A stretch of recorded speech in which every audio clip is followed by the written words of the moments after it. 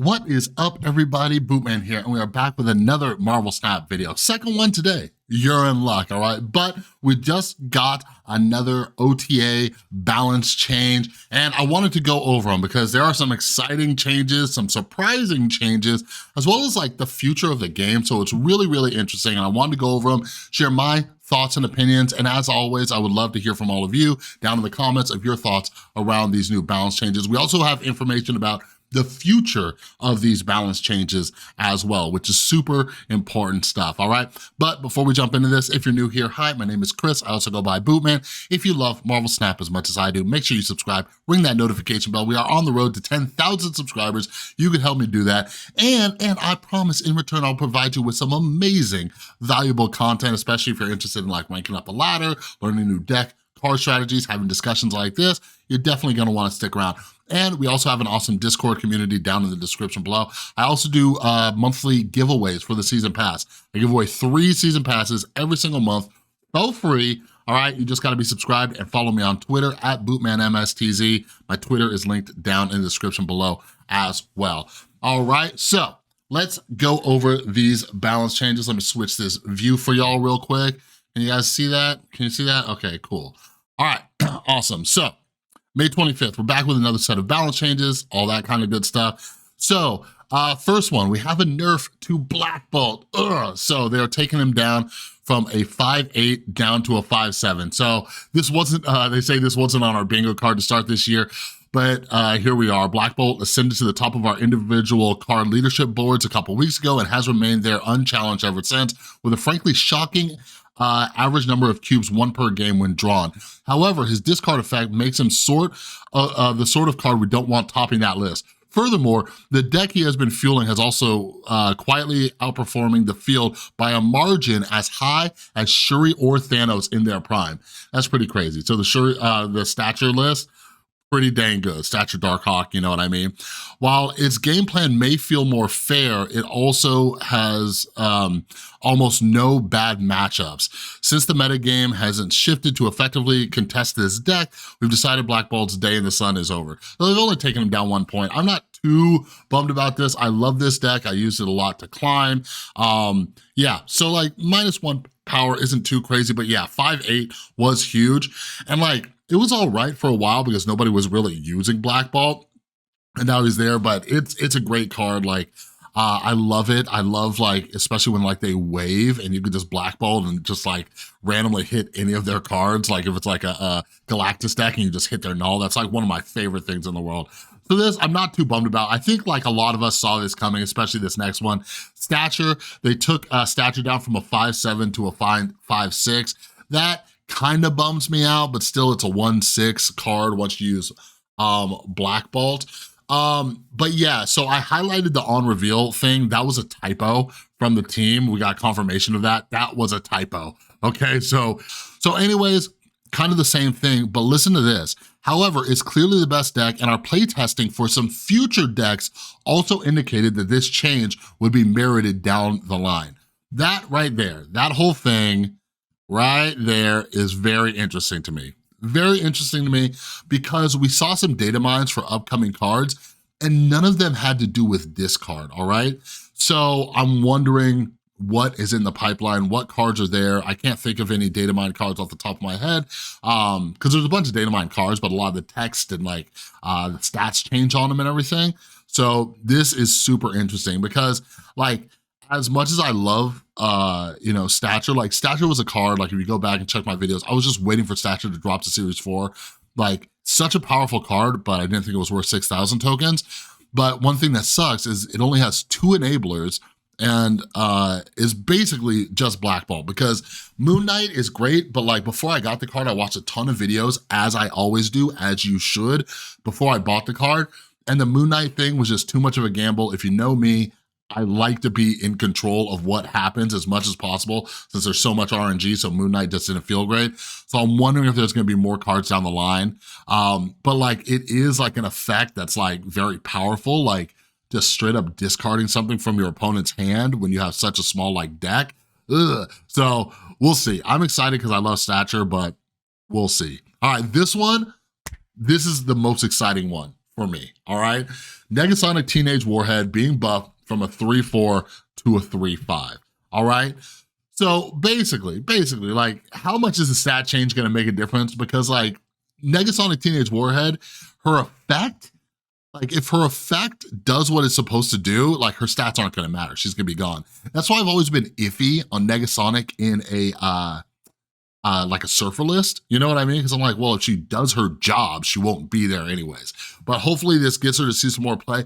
But I've been thinking a lot about Negasonic Teenage Warhead the last 24 hours, and I'll explain why in a second. So we hemmed and hawed a bit over whether to release Negasonic as a 3-4, 3-5, and since then, the data's made it clear that we were too cautious. This change won't make a huge difference. She often doesn't wind up contributing her own power to a location, but it does let her take the lead in some spots where she might previously have been merely drawn, forcing your opponent to commit a card there to take it back. So I like that right there, that's interesting, because we've seen that a lot lately, right? Like with Nebula and even with some of these high evolutionary cards, like I like cards where the opponent has to think and play around it. And you know what? I'll be honest, I was thinking about this a lot lately playing high evolutionary. A lot of people don't play around it, which is really interesting. For example, before high evolutionary came out, we were talking about like Cyclops maybe not being the most powerful effect because you could play around it, you could try not to put too many cards there, you could just save like one big card for there, and that way he's only reducing the cost of one card, you know what I mean? But I have not run into anybody strategically doing that.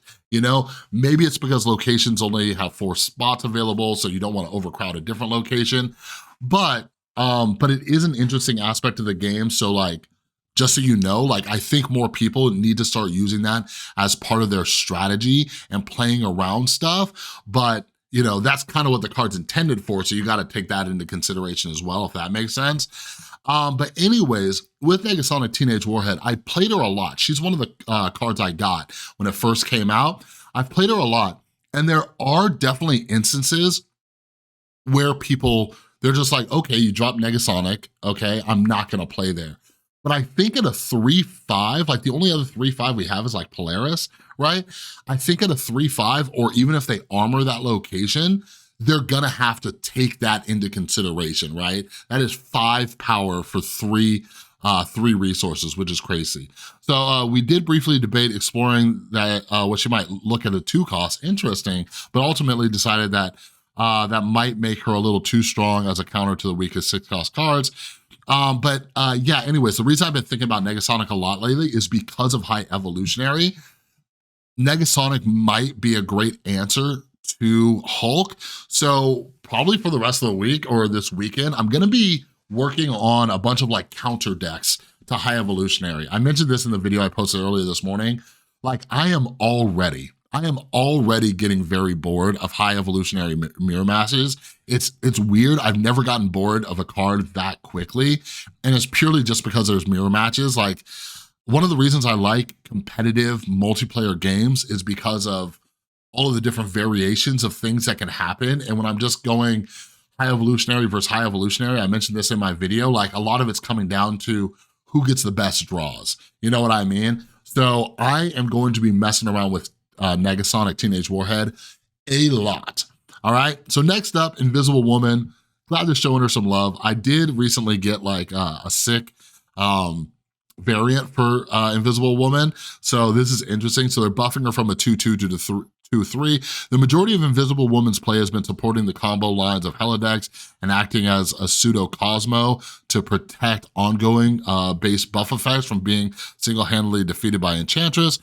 We believe she has the potential to be an interesting occasional player in some other decks, and this stat buff may provide her with that opportunity. We did consider the potential impact to Cerebro 2 specifically, but we've given that deck a couple other recent buffs. Yeah, so you got like Luke Cage got buffed and everything like that. So it may benefit down the line. Plus, there's always Cerebro 3. I like Cerebro 3. Cerebro 3 gets hated on. Here's the thing, even though like they buffed Invisible Woman, even though I got like a dope variant for her, I'm not playing her. I'm not playing her. That is just like a big like, hey, come look at me. I'm doing something right here. and based on one or two other cards the person plays not behind Invisible Woman, like you're gonna see if it's a discard deck, you're gonna see if it's a Patriot deck, whatever that is, right? So it's very obvious. And here's the thing that I'm trying to teach all of you, especially when it comes to meta decks, it's not just about whether or not somebody wins because they recognize your deck. There's a few downsides to like the opponent knowing exactly what you're doing. And the main thing is like, you know, the cube aspect of it, right? You get the most cubes by surprising somebody, okay? A lot of people, and Lambie actually just had a great discussion about this on the K and Best podcast with those guys. A lot of people, a lot of you, and I've been recently doing some coaching sessions too. A lot of people are staying in when they shouldn't be, right? Staying in to just see what happens. Lambie was talking about this. I'm like, yeah, a lot of people do that, right? So anyways, one of the reasons like obvious plays are not good, because if you're playing against a good player, one of two things is happening. A, they're retreating because they know what possibilities are out there that they lose to, so they're gonna retreat if they can't beat it, or even worse, they're staying in because they know they can win, all right? So like, you don't wanna play obvious decks, and this is why I keep like trying to like talk to you guys about like the meta decks and thinking of things outside of the box, because when you play good players, those two things happen. So you're either getting a lot fewer cubes against good players, or you're losing a lot more cubes because they're staying in because they know exactly what's going on, all right? You need things that are surprising outside the box and stuff like that, all right? So those are the buffs and nerfs. We got 2 nerfs, 2 buffs. Super excited about Negasonic Teenage Warhead. This right here, aside from the Negasonic news, this stuff right here with the locations has made my day. After some internal discussion of our goals for the location pool, we've decided to continue adjusting some of our most restrictive locations. Thank God. And they also mentioned like they have no more like restrictive locations in the pipeline, like since what was it? Was it Milano, I think? There are meaningful gameplay and deck building benefits to having these locations. Like, I am kind of glad so many people got Jeff the Shark, even though we're like not seeing Jeff really with high evolutionary everywhere. I barely ran into Jeff yesterday, but anyways. But there are also a lot of diminishing returns to having many locations that restrict play so harshly and similarly, especially 2 or more appearing in the same game. This is what I'm always saying. Like some of the tweets that I get the most interaction on from other people is when I just post a screenshot and I just say like cool locations, and it's like 3 locations that nobody can get into, right? So rather than further reducing the frequency with which these locations appear, we've decided to thin the ranks. As of today, we've temporarily removed the following 3 locations from the game: Plunder Castle, Milano, and Sandbar. Thank God. Like when Plunder Castle first released, it was before everybody hated Galactus so much. And when Plunder Castle was the featured location, I was playing so much Galactus. And this is also not only before people were playing it that much, but not as many people had Galactus. And like, I was just having fun. Like, it was just like one of those locations where it's like, cool. It was like kind of what they designed these locations for, right? People to experiment with different decks, try new things. I was having a lot of fun. But like, outside of Galactus, like I am the type of player where it is so rare that I play 6-cost cards. It is so rare. Like best case scenario, I have America Chavez in there, right? And like America Chavez going up against another deck that's playing 6-cost cards typically isn't gonna do extremely well in Plunder Castle. So I'm very happy about this. Yeah, Milano, Sandbar. Sandbar I haven't run into too much. Milano though, I have seen that a ton. But you know what? Like Milano honestly like isn't one of the worst. It isn't one of the worst, like depending on what the other locations are, but whatever. Like I like this decision. Like I like being able to play my cards. I don't like having to stack locations and having to play the mind games with other people. It just increases the randomness of who's drawing what. And there's just like these weird like things that you can't really even strategize for. It's like, who's gonna play more cards here? It's almost like when World Ship pops up, right? It's like, okay, am I gonna fill my lane before you? Who's gonna make the first move? Who has a counter and stuff? It's just a mess. It's just a mess. It's like, I don't think that's how the game is meant to be played, but anyways, less restrictive locations, the better. We're taking them back to design. We'll be finding brand new effects to implement for each one. Oh, interesting. Once those are play tested and approved, we'll reintroduce them to the game. We're not 100% sure what that'll look like yet, but you can expect to see them return in the next few months. Super interesting. All right, so last up, the future of OTA changes. This month has been a lot of fun for the design team. I've loved this so much. Brad and I just talked about it in the last podcast. I've loved this so much because like people are like worried it's like too much and everything like that, but like I haven't minded it that much. I haven't minded it. It's kept things fresh. There's a good variety out there, So the metagame has featured a diverse spread of interesting decks, even given the recent dominance of Black Bolt Stature. So we've appreciated the community's positive reaction to our OTA balance philosophy, as well as changes themselves. Like, yeah, you guys, please, like, there's so much complaining about second dinner, and I know some of you like appreciate it, but like, man, like definitely give them the props where they deserve them, right? Like, we as humans, we have such a negativity bias that it's so easy for us to lock in on the bad things and forget the good things. And like, something I do for my own mental health and also to avoid my own cognitive biases is whenever I'm just thinking like, overestimate, like, oh, this is always bad. Oh, things are terrible, right? Like, I have been forcing myself to remember how terrible the metagame was when like Shuri and Thanos were dominating the meta, or when Thanos and Shuri were dominating the meta, then they like were primarily focusing on nerfing Thanos and they just kept reducing the power on Red Skull and Shuri was just still a powerhouse. Like how miserable was that? Since they've been doing these OTA balance changes, like it has just been epic, right? And we just forget that. We forget that just not that long ago, people were like quitting the game because of the whole Shuri nonsense, right? So like we have to like recognize the good things because they are working on it. And like my concern is just like people leaving the game, people like just talking trash about like the developers and everything, because like, man, like if I was a developer, like I don't know if I could take that amount of pressure and just people just constantly ragging on me. So like definitely like, just send a tweet, say something, say it in their Discord, say like, hey, love the balance changes this week, right? Like, I'm not saying don't say anything negative. Like we have to criticize things. Like there's an excellent book. It's called Hater. I forgot what the author's name was. I recently read it again, but it's an argument for criticisms. So we always have to criticize, but we have to balance it out with positivity. Like think about like, if any of you are parents, right? How's your kid going to grow up and develop if you only point out the bad things? A lot of you have been employees. How do you like a boss who only points out the bad things you do, but never congratulates your work, your good work? I've worked at places like that, been miserable. So have a little empathy, put yourself in their shoes, and just make sure you're giving them credit where credit's due. All right, that's my rant. So with the conclusion of the May trial, we've decided to continue making regular OTA updates to the game at slightly less frequent cadence. That had me worried, but then they say, rather than making balance changes on all 3 of the weeks between patches, we'll be taking the week in the middle off. So originally we thought it was only gonna be one OTA and one balance change and like one patch, but they're gonna be doing 2 OTAs and a balance patch. I think that is the sweet spot. Like I'm saying it right now, all the people saying like, oh my God, like there's too many changes. Stop it, just stop it. Like nothing has gotten out of whack. The most we saw was Enchantress and they fixed it within 2 weeks. Like having a schedule like this allows them to adjust things if they miss the mark and bring it back down or bring it up more, whatever. So I think this is perfect.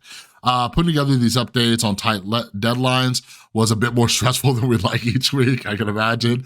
Having 2 OTA weeks in a row always meant we got a little to no insight the first week. That makes sense when locking in changes for the second. To illustrate the cadence, it'll look like patch week, usually Tuesday, OTA week, off week, OTA week, patch week, OTA week. So cool. So yeah. Awesome. Those are the changes. Let me know your thoughts down below. Are you upset that Black Ball Stature is getting nerfed? What are your thoughts about Teenage Warhead? Let me know if you think I'm crazy about Invisible Woman. I just think Enchantress, Cosmo, I just don't think Invisible Woman is a great card. It's just like a massive signal. Like, it's a very cool effect, and I wish it was more useful, but just for tech card lovers like me, like you ain't pulling off no Invisible Woman. That's just not happening. You know, right now I'm running Rogue. I'll just steal it. I'll just steal that thing that you want to do. All right. But anyways, that's all I got for the video. If you like the video, give it a thumbs up. If you're new, make sure you subscribe, ring that notification bell, help us get to 10,000 subscribers. Don't forget to join our Discord server. Follow me on Twitter at BootmanMSTZ. All right. I do monthly giveaways. You got to follow me on Twitter so you don't miss it. And yeah, that's all I got. Have an amazing rest of your day. I'll see you in the next one.